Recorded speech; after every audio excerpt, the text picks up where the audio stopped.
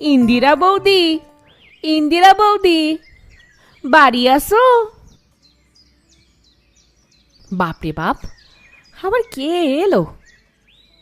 বলি, কেউ কি আমাকে একটু শান্তি দেবে না? বিয়ে করে কি পাপ করলাম?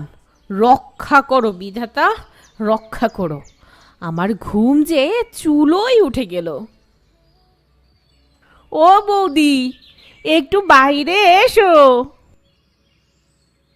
মা গো মা, কি মেয়ে ছেলে, বাড়ি বয়ে এসে ষাঁড়ের মতো চেঁচাচ্ছে।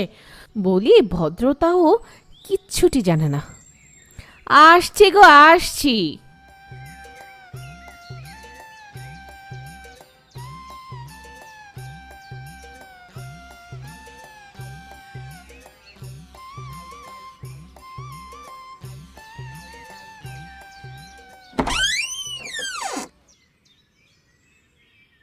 কি গো ঈশানী, তুমি এখন এখানে?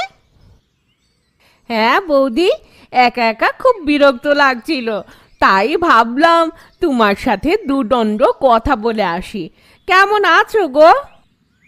তোমাকে তো দেখাই যায় না। বিয়ে করেছো, নতুন বউ, কোথায় সবার সাথে মিলেমিশে গল্প সল্প করবে? তা না, সব সময় তুমি ঘরের ভেতর বন্দি থাকো।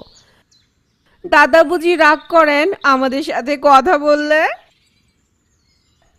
না, তেমন কিছু না। রাতে আমার ঘুম হয়নি, তাই ঘুমাচ্ছিলাম। কি গো, রাতের বেলা না ঘুমিয়ে সারাদিন ঘুমালে যে শরীর খারাপ করবে। না গো, আমার শরীর খারাপ করে না। বিয়ের আগে থেকে আমি এভাবে ঘুমাই। তোমার কোনো অসুবিধা আছে? না না বৌদি, আমি তোমার ভালোর জন্যই বলছিলাম, তুমি কিছু মনে করো না। আর তাছাড়া এখন তো বিকেল হয়েই গেছে, এখন উঠে হালকা জল নাস্তা খাও, রাতের খাবার তৈরির আয়োজন করো। না হলে দাদা এসে রাত্রে কি খাবে? সে চিন্তা তোমায় করতে হবে না বাছা, সে রাতে যা খেতে পারে খাবে। তোমার কথা শেষ হয়েছে? হ্যাঁ হ্যাঁ বৌদি, আমি চলে যাচ্ছি, ভালো থেকো।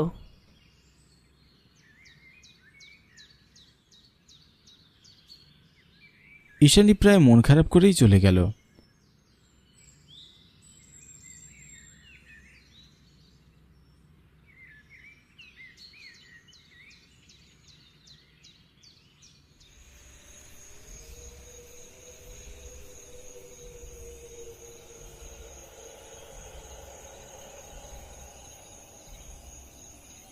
রাতের বেলা বিমল বাড়ি ফেরার পর ইন্দিরাকে ডেকে বলল, ইন্দিরা, তুমি ঈশানীকে কি বলেছ? কি আবার বলবো, বিকেলে এসেছিল আমার কাঁচা ঘুমটা ভেঙে দেওয়ার জন্য, দু কথা শুনিয়ে দিয়েছি। ও কথাও আবার তোমার কানে চলে গেছে? তা আসবে না, এই পাড়ায় আমরা থাকি নাকি? অফিস থেকে বাড়ি ফেরার সময় ঈশানের দাদা প্রতুল আমায় ডেকে বললেন তার বোন এ বাড়ি থেকে ফেরার সময় থেকেই মন মরা হয়ে বসে আছে, কিছুক্ষণ নাকি কান্নাও করেছে। তখন তো বাড়িতে তুমি ছাড়া আর কেউই ছিল না, তার মানে তোমার কোনো কথাতেই মেয়েটা কষ্ট পেয়েছে। তুমি ওকে কি বলেছো বলো তো? এত উত্তেজিত হচ্ছ কেন? কাঁচা ঘুম ভেঙে দিলে কেমন বিরক্ত লাগে তা শুধু আমিই জানি।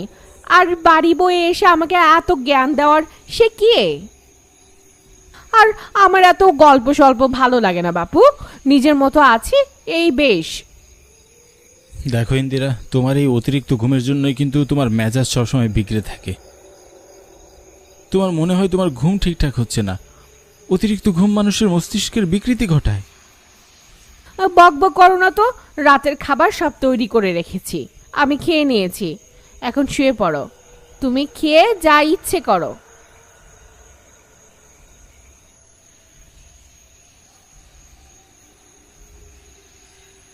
মেয়েটাকে একটা শিক্ষা দিতে হয়, না হলে সে বুঝবে না সে নিজের কত বড় ক্ষতি করছে।